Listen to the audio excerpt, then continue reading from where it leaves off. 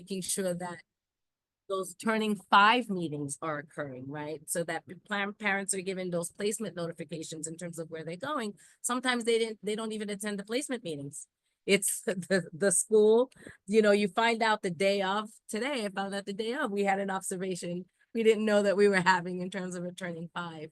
So making sure that their parents are in a part of the timeline so they understand what's going to happen when, the psychologist or the school social worker comes in, does their observation, goes back to the district, reviews the reports that we've submitted, creates the report, what's going to happen at that new IEP meeting, which is really going to set the tone for services they're going to receive in kindergarten. So then once they hit that KIP process, they're in the school age program. That transition again, as Trudy said, to that elementary school is going to be critical, because again, you're laying out the services and begin to really work on that plan. Technically, we start working on the school age transition, at 12 now? You can really start looking at working on school age transition and what the plan for adulthood will look like based on the children's interests, preferences, and needs and supports. So if families are not really guided through that process, I think we miss a lot of steps sometimes, and that's where we get that lack of services in terms of continuity for some of our families. So we really want to make sure that that does not happen for our families, and folks are able to maneuver the process as nimbly as possible, because I know it can be overwhelming, especially when you're now talking about OPWDD services. Because I shared with Trudy and Pilar that, I have a family right now who actually, the student is 21, mom would like the student to graduate, got placement in a day program, but OPWDD told her, since the child is eligible to stay until they're 22 years of age, they shouldn't be going to that program, and they should be staying in school for the additional year.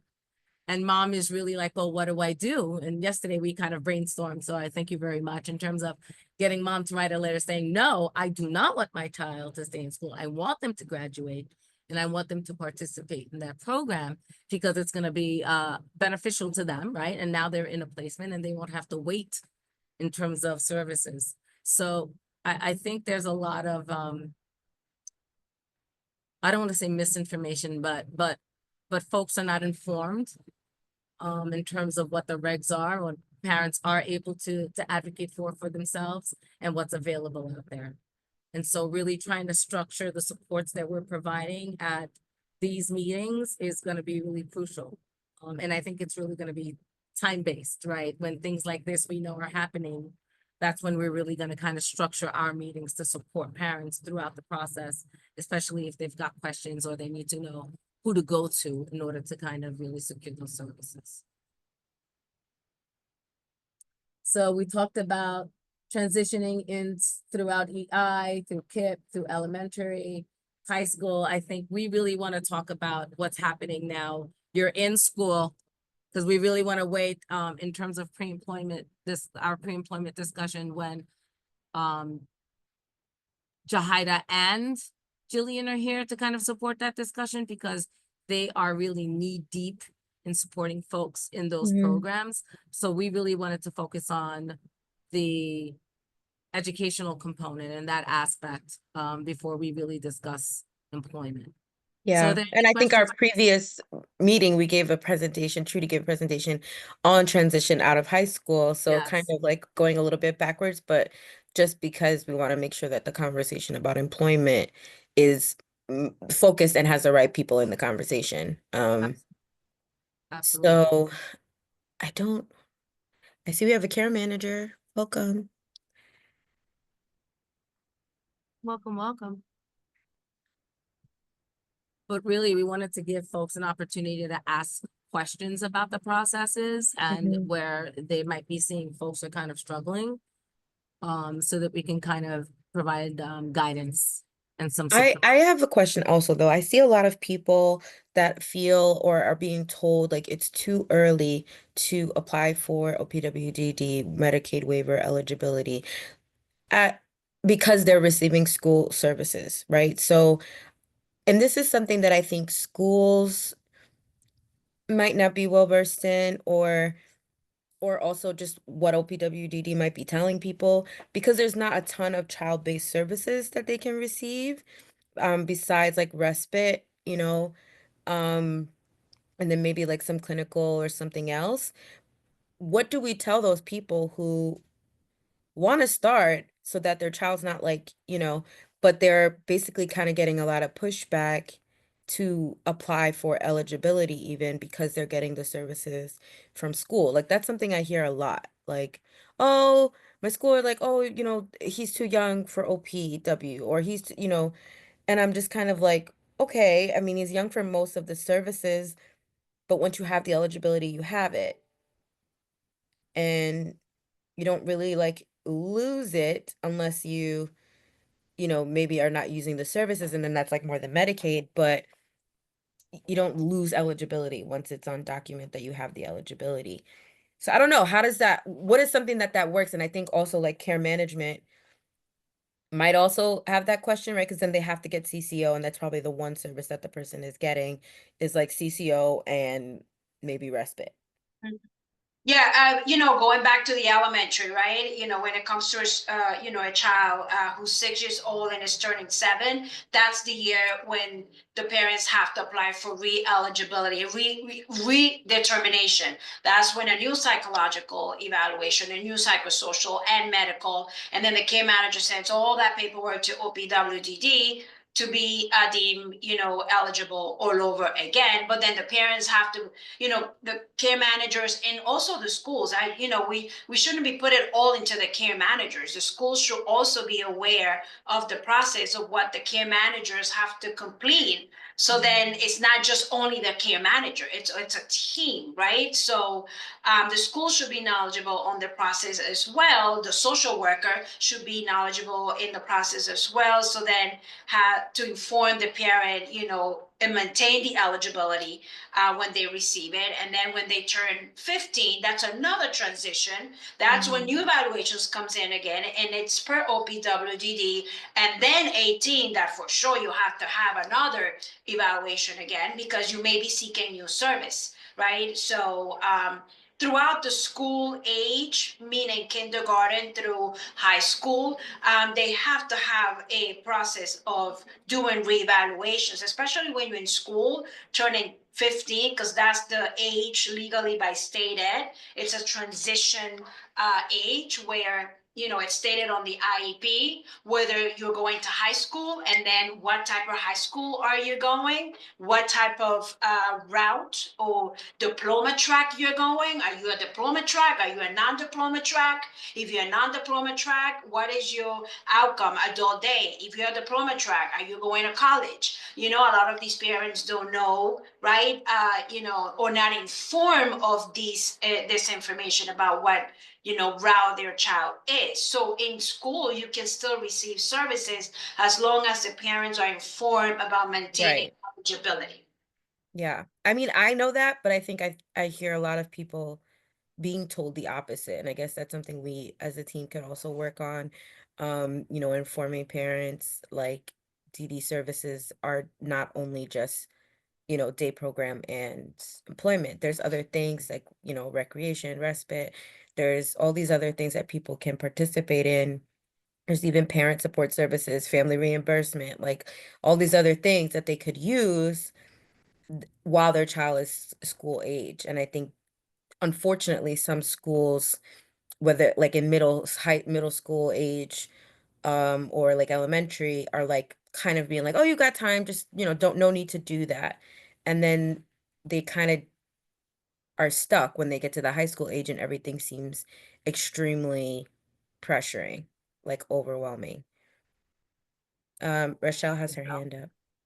Yeah, I think it's very true, at least from my experience and many others, that when your child is in school, you don't really necessarily see the need for, an OPWDD enrollment and going through all that paperwork mess. But I was very happy that my MSc at the time kind of pushed me because then my son was able to go to a Saturday respite program. And that was like life-saving for us. I will tell you how important that was. and for him. But also, it is a respite program, so it was for us as well. But I guess how can we get the word out better? I guess that's to me the challenge. There's a lot of knowledge here.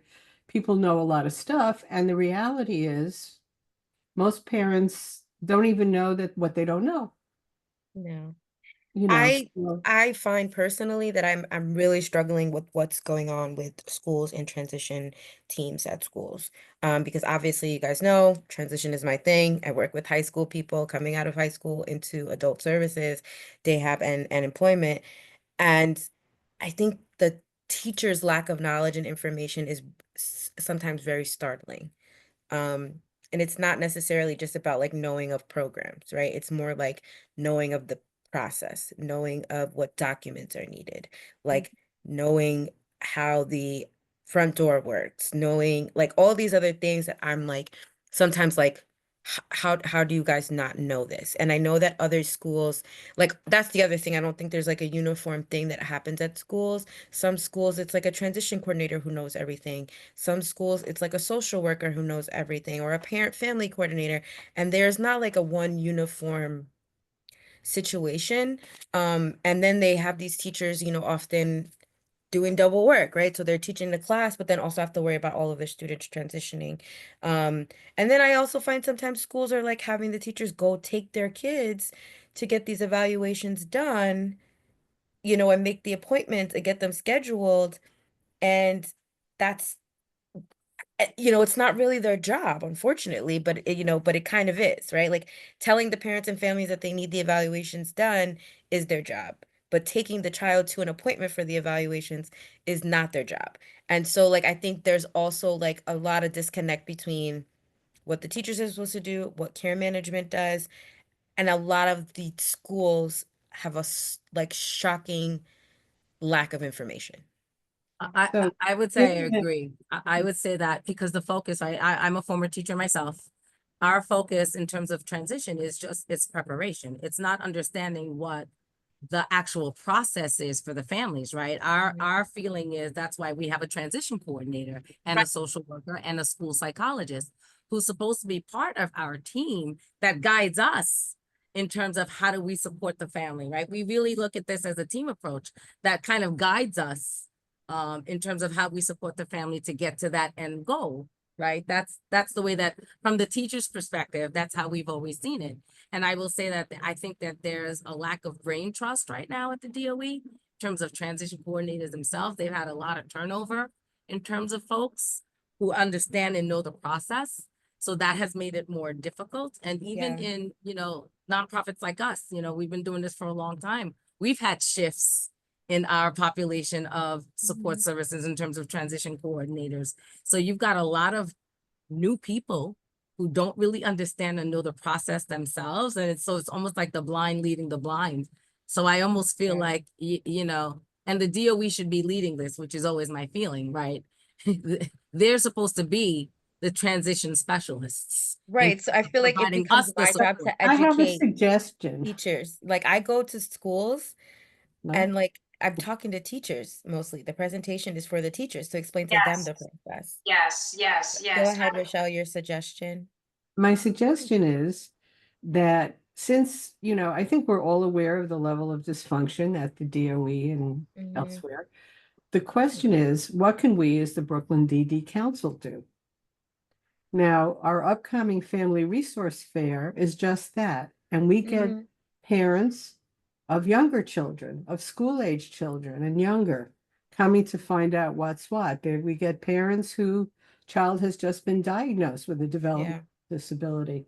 So what I was going to suggest is that perhaps we didn't have any presentations, but in last year, but I think it might be very worthwhile to set aside a room and ask the expert room for people with school-age children what you need to know, Yeah. and do it in a more informal way, not a presentation.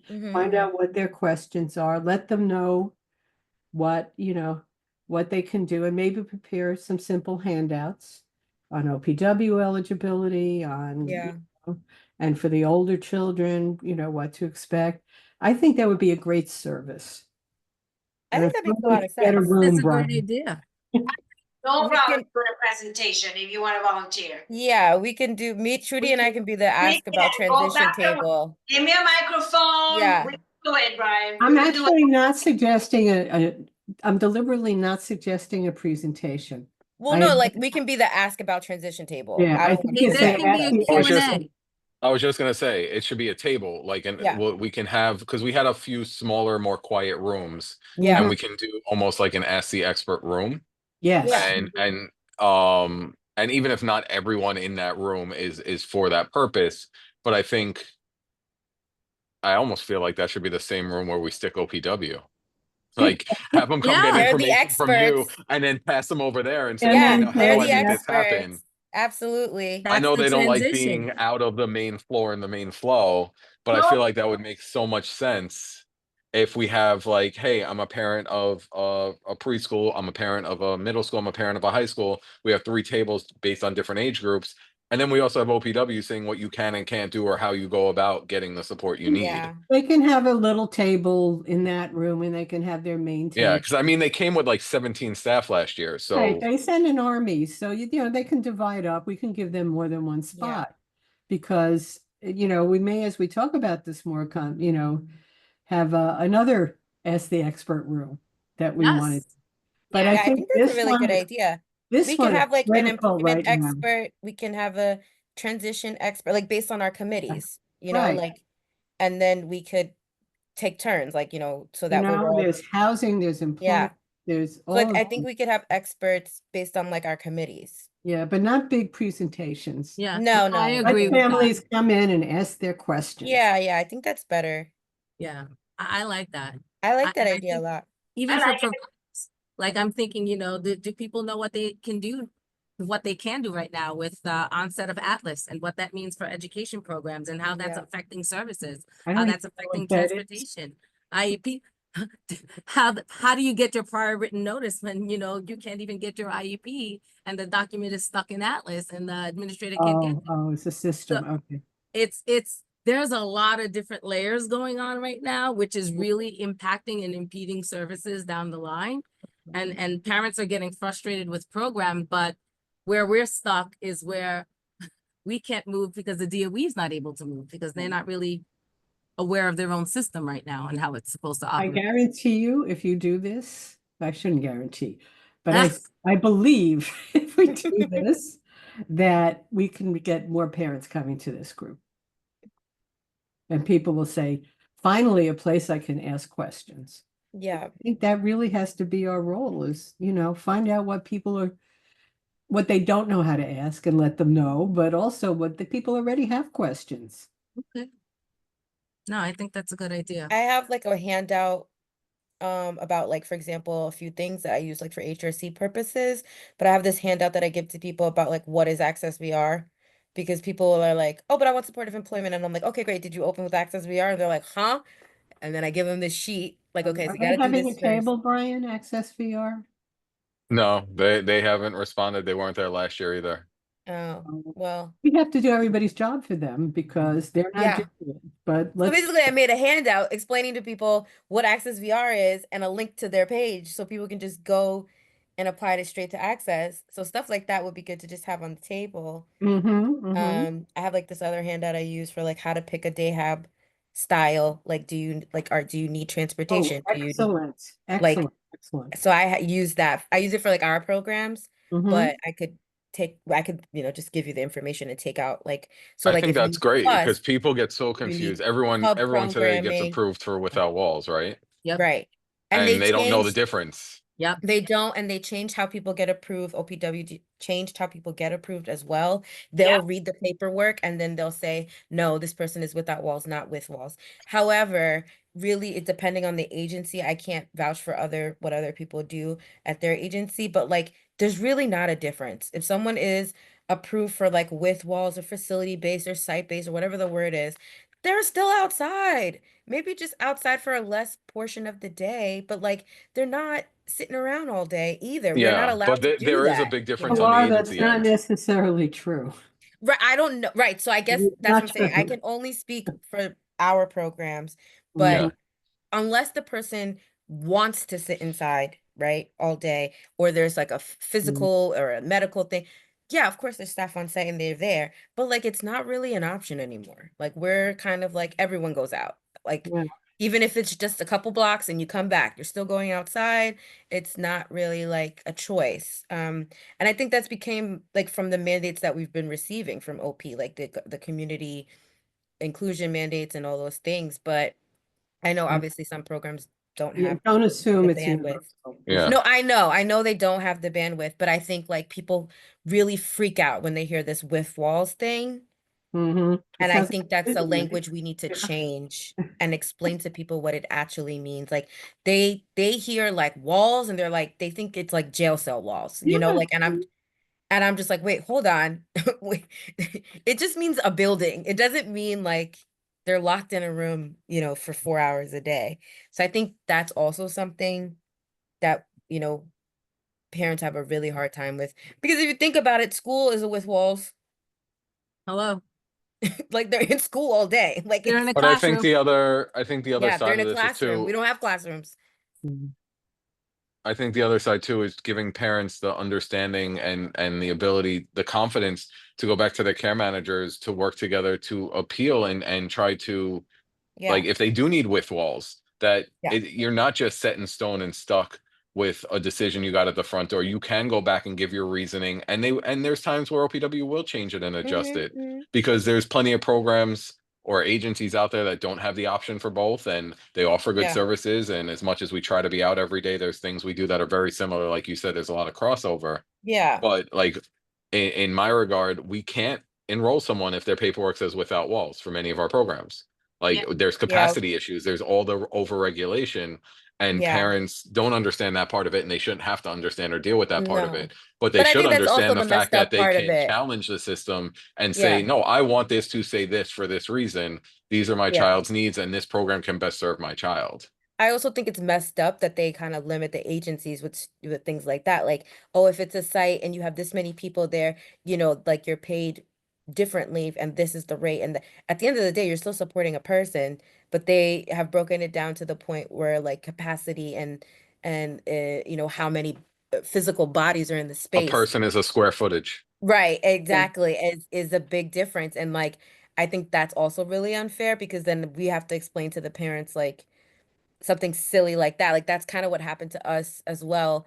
Post pandemic, we had everyone that was in our without walls, they switched them. They had to switch them to with walls because we didn't have them on roster for that, and they were coming to programs post COVID, and the activities were varied very much, and people weren't needed bus now or they needed something else. So we had all these people had to change over, and guess what? Now they all want to go back without walls. Like it's silly, you know, but Can I ask Yeah. you a question? If a person applies for Dayhab and they applied for a site-based and they got turned down, do they get a notice of decision, an NOD? got turned down from a OPW. program or from OPW? No, from OPW.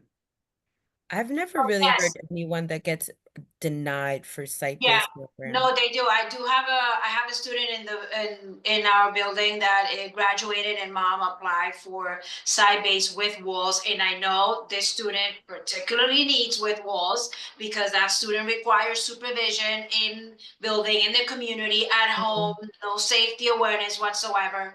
And the student was denied with walls but accepted without walls.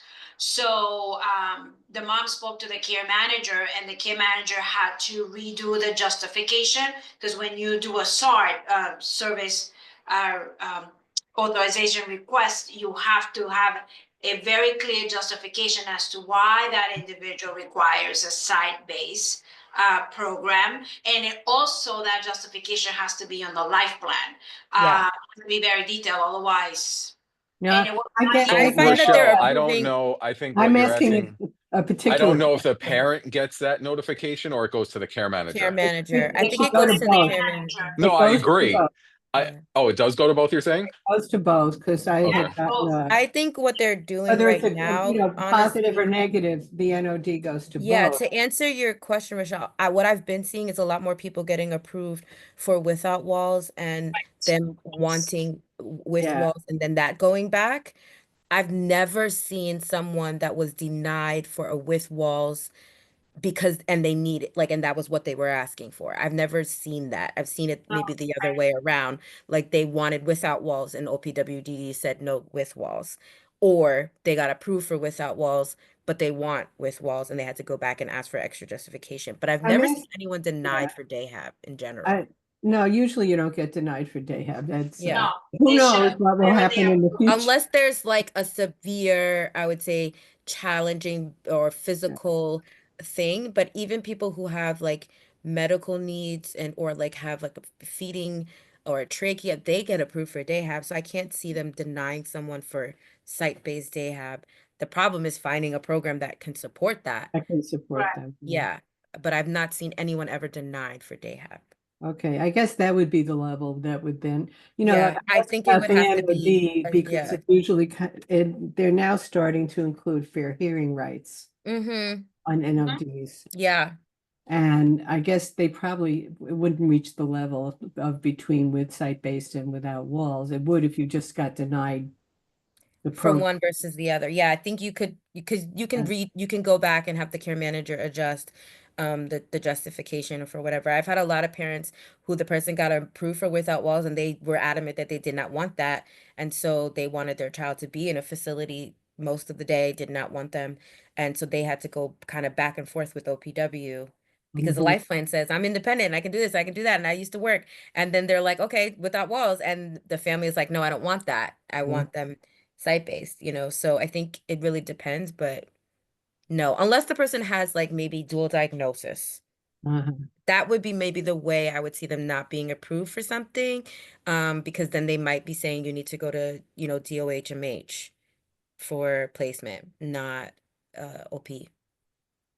Okay. Anyway, Yeah. there's a million questions people have, even people who are, kind of seasoned in the system. Yeah, I have a question every day. Like, About what's going someone on. called me about something like, what do you do when the kid's in foster care? Can they get OP? And I was like, I don't know. Let me like I gotta find it. And I asked the question. Somebody told me like how it works, but I didn't know, right? Like I had no idea. I was like, oh, I'm sure they could still get respite. I don't see how it's double booking. Turns out it's a whole other eligibility. It's a whole other thing. Yeah, it's sort of Yeah. like you Yeah. can't get respite when you're in residential either. Right. especially So I residential. really didn't know the answer. I genuinely didn't. I had to go ask, but um I think we all ask questions. I think also like there's so many changes all the time. Things change constantly year to year. What was then and what's now is also something that we try to update people on. Like parents and families, I think they don't really understand. Like sometimes the information changes. Like depends on who you talk to at OPWDD. Depends on who you talk to at Access VR. Well, every DRO actually functions somewhat differently. They do. Yeah. Although OPW denies that is the case. No, they absolutely But we do. know for a fact Yeah. Yeah. that they do function Yeah. differently. Brooklyn DDRO and Staten Island DDRO like are polar opposites, I feel. Which one is better? No comment. No, I know Region 4 is tough anyway. Yeah. In general. So Speaking of dual diagnosis, I've been Yeah. sending out a flyer. I do have a dual diagnosis program at one of our sites. It's for people with intellectual disability and mental health diagnoses. So if you have anybody that you know that might not be a good candidate for DAHA because of these behavioral concerns, and you think that they could participate in a clubhouse setting, it's a lot less restrictive, meaning they can come and go. They don't have to go wherever the staff says they're going that day. Send them my way. We have openings in space. I know it's like a tricky group, but we're hoping to expand our clubhouse. Yeah, no, I think it's great you're doing that. It's a big need. Then there's the dual undiagnosed. Yeah, so that's kind of who falls into that group, that program. We have some people that just have mental health diagnoses also, but they might have an intellectual disability. We're not really sure. That And vice that versa. program's existed probably, I want to say like maybe eight years or so, through our EBS department. So it still has like an employment piece, vocational skills and stuff. But it it's interesting. It's an interesting program. There's other clubhouses throughout the city, and I think ours is one of the main one that has people with both diagnoses. And it's really hard to maintain funding. We lose the funding a lot. So the more people we get, the more likely we'll get another contract and keep our funding. Otherwise, we have to send our folks to other clubhouses, you know. Yeah, I think we can share that for sure. We've got a walk on Sunday in Cunningham Park. But usually folks from all over, like from Brooklyn and Bronx and Yeah, stuff come. please So share I'll it. take the And flyer with me. the clubhouse can accept anyone living any borough. So if they want to come from Manhattan to the Brooklyn, downtown Brooklyn location, they can. There's no like Okay. restrictions in regards to that. Okay, cool. Yeah. Basically anyone who's like a clubhouse member can go to any clubhouse as long as they become a member of that clubhouse. Doesn't matter where they live. Yeah. God, how flexible. I know. Well, the thing is because when you're dealing with people with MH, right? And Yeah, there's a lot of other moving parts. They move around a lot. Phone numbers change. Some people move out of state, come back. Like there's a lot of like stuff like that that happens. Many of them have children. Many of them maybe have like substance abuse. So there's a lot of different moving parts. So they try to keep it as open just to bring the person in. Like, you know, so if you need help, come in, you know. So instead of saying like, oh, if you only live in Brooklyn, come in, it's more like you need help, just come, you know. great. That's great. No, that's great. So I'll make some flyers, for Laura, and then I'll take with me for Sunday. Yeah, I sent them out. I can resend it to you. No, I gotta Okay, clean it up okay. and make copies. I just didn't Okay. make some copies.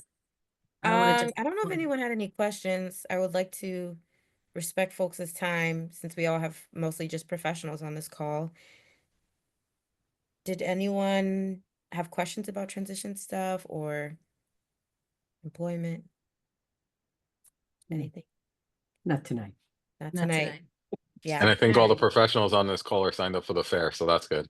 exactly. Yeah, yeah. I'm also hosting a fair in June. It's coming just at HRC. More details soon. I will definitely share them with you guys. It'll be tailored specifically to HRC services in Brooklyn.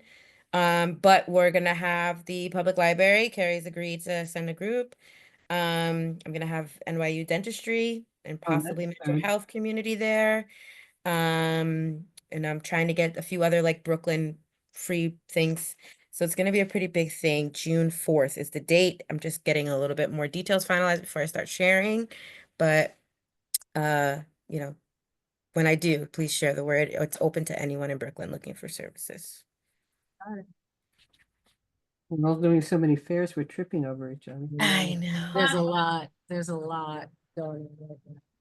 But it's all good. I think any I opportunity. think it's a good time in the summer too. People start thinking like, okay, what about next year? Then they can just at least take these flyers, hold on to them for the summer, and then look at them again in September if they want. Like, I think people are a little bit more likely, Pull you know, more out. unless they're on It's vacation, you know, good. but I feel It's like a good June time. is a good time. Like the beginning of June and then like the end of the summer is a good time for Yeah, fairs and stuff. agreed. I think if people are going out more, I think it's a good opportunity to get as much Mhm. of the word out as we can, to your point, Rochelle. You need one. How do we get that information out to folks, not That's- just us, I think is really key here. You So could any just way we be can do like that. me and email people every day and annoy them with flyers. That's really Yeah, all I do every day now. Yeah. I just send a flyer every day. it's a lot. That's my job now. It's just sending flyers every day. But It's okay. parents know parents, and once one parent Yeah. gets information and they hear something's good, they will tell others. Yep. But parents are also very busy. It's a lot. No, we get it. We get it. It's a lot. All right, everyone. Thank you for joining us. Thanks for Have a joining. good night. Thanks. Have a good night all. Thank you. Bye-bye. Have a good Night. night. Bye. Bye-bye.